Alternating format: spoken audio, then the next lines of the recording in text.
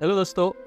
अगर आप लाइफ की ऐसे मुकाम पे खड़े हैं जहाँ पे आपको डिसाइड करना है कि आपको करियर कौन सा चूज करना है या फिर हमारी जो पूरी लाइफ है वो हमें कहाँ पे इन्वेस्ट करनी है जहाँ से हमें पैसा भी मिले, लाइफ हम जॉयफुली बिता भी सके और हमारी हेल्थ भी सही रहे और ओवरऑल अदर एरियाज ऑफ जो लाइफ है वो भी हमारे सही रहे और हमारी लाइफ एक फुलफिल लाइफ की तरह हम जिए।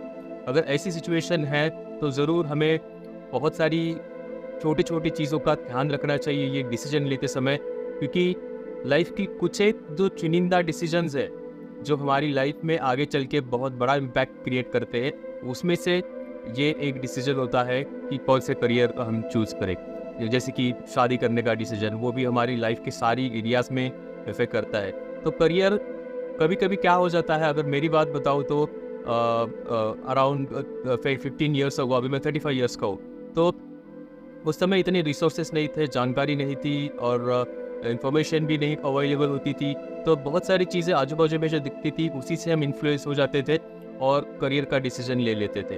तो अभी भी बहुत सारे लोग मैंने ऐसे देखे हैं जो कंपैरिजन के बेसिस पे डिसीजन ले लेते हैं। जैसे कि अगर कोई सेम एज का पर्सन है जिसने कुछ एक काम करके बहुत पैसा कमा लिया, कुछ एक काम करके उसने बड़ा घर ले लिया, गाड़ी ले ली, तो मुझे भी वही करना है। नहीं, लाइफ सिचुएशंस हर एक व्यक्ति के लिए बिल्कुल भी अलग होती है, स्किल सेट्स अलग होते हैं, लर्निंग्स अलग होती हैं और पर्सनालिटीज़ अलग होती है। तो ऐसे कंपैरिजन से अगर हम कोई हमारा डिसीजन ले ले करियर का, तो आगे 10-15 साल के बाद अगर हम सोचे कि नहीं ये तो शायद गलत डिसीजन हो गया या फिर इतना ज़्यादा बेहतर हम महसूस नहीं कर रहे, जितना मैं कुछ अलग चीज़ करके हो सकता था, तो वो जो सिचुएशन रहेगी आपकी लाइफ में तो वो बहुत ही मुश्किल रहेगी। क्योंकि उस समय पे 10-15 साल के बाद में जब आपके ऊपर रिस्पॉन्सिबिलिटीज़ आ जाएंगी, बहुत फैमिली प्रेशर्स रहेगा, तो उस समय आप करियर चेंज नहीं कर सकते। मतलब बहुत मुश्किल होगा, इम्पॉसिबल नहीं है, लेकिन it will take a lot of efforts to shift, okay, to feel fulfilled. तो अभी अगर आपके पास समय है तो इस समय का सही इस्तेमाल करके हमें एक इन्फॉर्म डिसीजन लेना चाहिए हमारी करियर के बारे में।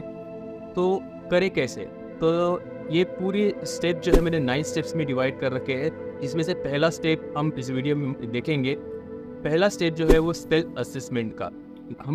हमको समझना चाहिए कि हम है क्या, हमारी वैल्यूज़ क्या है, हमारा इंटरेस्ट क्या है, हम इस दुनिया में करना क्या चाहते हैं, अंदर से जो चाहते हैं वो क्या है, जो ड्रिवन फोर्स है, उसको हम जान के ही अगर आगे डिसीजन लेंगे तो आगे बहुत ही ज़्यादा फायदा होगा। ऐसे नहीं है कि ये जान के डिसीजन लेंगे तो पैसा नहीं मिलेगा, पैसा मिलेगा। पैसा कोई भी अगर डिसीजन हम लेते हैं तो उसका बाय प्रोडक्ट होता है। पैसों के लिए कोई डिसीजन हम ना ही ले तो बेहतर है। हाँ, हमारी लाइफ को बेहतर बनाने के लिए ही डिसीजन लेने चाहिए। When it comes to career decision, then only money will follow, okay. और हमें जो फुलफिलमेंट का एहसास होगा वो लाइफ टाइम रहेगा।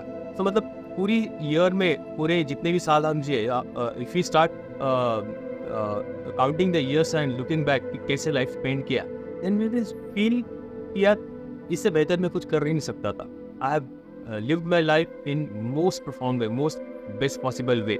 तो ये हो सकता। तो अभी अगर असेसमेंट करनी है हमें, तो सबसे पहले हमें दो चीज़ों पे इसमें मैंने सेल्फ असेसमेंट को डिवाइड किया है। एक तो पर्सनालिटी टेस्ट। पर्सनालिटी टेस्ट हमें लेना बहुत ज़रूरी है, क्योंकि हमको जितना जानते हैं उसको सही तरीके से जानना, साइंटिफिक तरीके से जानना कभी भी अच्छा ही रहेगा। क्योंकि इसमें हमारे इंटरेस्ट, एप्टीट्यूड और पर्सनालिटी, इन तीनों को मिला के हमें पता चलता है कि हम क्या है। तो उसके लिए जो करियर ऑप्शंस अवेलेबल होते हैं उसको हम एक्सप्लोर कर सकते हैं, और उसमें से बहुत ज़्यादा जो मन को हमारे भा जाए तो उसमें हम आगे बढ़ने की सोच सकते हैं। तो बहुत सारी इंटरनेट पे साइट्स अवेलेबल है पर्सनालिटी टेस्ट की, तो उस पर जाके हम पर्सनालिटी टेस्ट ले सकते हैं। मैं भी आपको कुछ टेम्पलेट प्रोवाइड करूँगा जिसमें आप देख सकते हैं कि आपकी पर्सनालिटी कौन से टाइप के है, प्लस आपके इंटरेस्ट क्या है, आप करना मतलब क्या करके आप अच्छा महसूस करोगे। तो ये सब जानना बहुत ज़रूरी होता है, और इसके लिए पर्सनैलिटी टेस्ट या फिर सेल्फ असेसमेंट के लिए नंबर 1 कंडीशन ये है कि आप जब भी इस तरह की टेस्ट ले या फिर बैठ के सोचना शुरू करें, तो आपका माइंड जो है वो काम होना बहुत ज़रूरी है। कोई डेस्पिरेशन, क्या कोई बाहर का इन्फ्लुएंस नहीं होना चाहिए, फैमिली प्रेशर्स नहीं होने चाहिए, सोसाइटी, सोशल प्रेशर, स्टेटस वाली चीज़ें, ये सब दिमाग से बाहर निकाल देना चाहिए। क्योंकि इन सब चीज़ों के इन्फ्लुएंस होते हुए हमको खुद को सही तरीके से पहचान नहीं पाएंगे और वो आगे चल के हमें दिक्कत क्रिएट करेगा। तो बिल्कुल भी जब हम शांत हैं, मोस्टली अर्ली मॉर्निंग या फिर नाइट में सोने से पहले, ऐसे समय पे हमको कोशिश करना है कि इस तरह की पर्सनालिटी टेस्ट ले, इंटरेस्ट, पर्सनालिटी और एप्टीट्यूड। तो उसके जो रिजल्ट्स आएंगे, उस रिजल्ट्स को हमें समझना है कि सच में ये लागू हो रहा है, मुझे सच में वो भा रहा है, रियलिटी में लग रहा है, ओके है। तो हम आगे की, ये एक हो गया पर्सनालिटी टेस्ट हमको देखना है। उसके बाद में नेक्स्ट स्टेप होगी हमारी, हमें जर्नलिंग करनी पड़ेगी। क्योंकि ये तो चलो साइकोलॉजिकल टेस्ट हमने देख लिए, अभी हमको खुद को भी थोड़ा सा हमको समझना पड़ेगा, जानना पड़ेगा।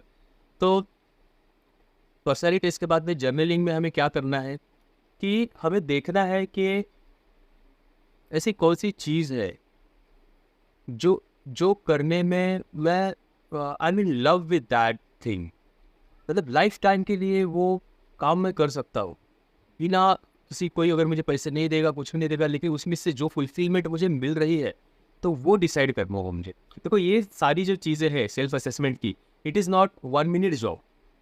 अगर कोई आपको बोलता है कि अगले 3 मिनट में आप लाइफ का पर्पस ढूंढ लो, अगले 1 घंटे के भीतर आपको ये सब पता चल जाएगा, तो शायद काम करे न करे, I am not aware of it, लेकिन I am very much sure कि हमें डीप डाउन जाके अगर खुद को समझने का अगर प्रयास करना है तो इट टेक्स टाइम। क्योंकि बहुत सारे क्लटर्स होते हैं माइंड में, उनको भी हमको डिस्टॉर्शंस को साइड में करना होता है। फिर डीप डाउन जाके हमको एक रियलिटी मिलती है जो कि हमारा सोर्स ऑफ इंस्पिरेशन होता है। तो उसको अगर हम पकड़ के रखें तो it creates a driven force जो हमको सही डायरेक्शन में लेके जाएगा।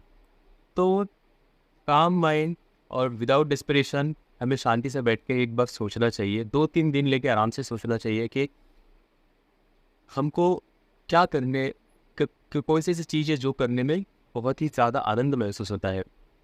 नेक्स्ट, वो चीज़ करने के बाद मुझे अंदर से एक फुलफिलमेंट की फीलिंग आती है कि यस बहुत अच्छा लगा, हमारे सारे जो हैप्पीनेस केमिकल्स है आना शुरू हो जाए दिमाग में।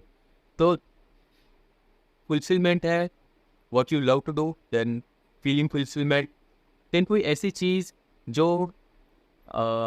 आपको बेहतर बना रही है और साथ ही साथ में आपको लगता है कि दुनिया को भी बेहतर बना रही है। मतलब जनरली ऐसी चीज़ें होती है जो हमको अंदर से अच्छी लगती है करने के लिए, कि मैं भी बेहतर बन रहा हूँ और मैं दुनिया में बेहतरीन योगदान भी दे रहा हूँ।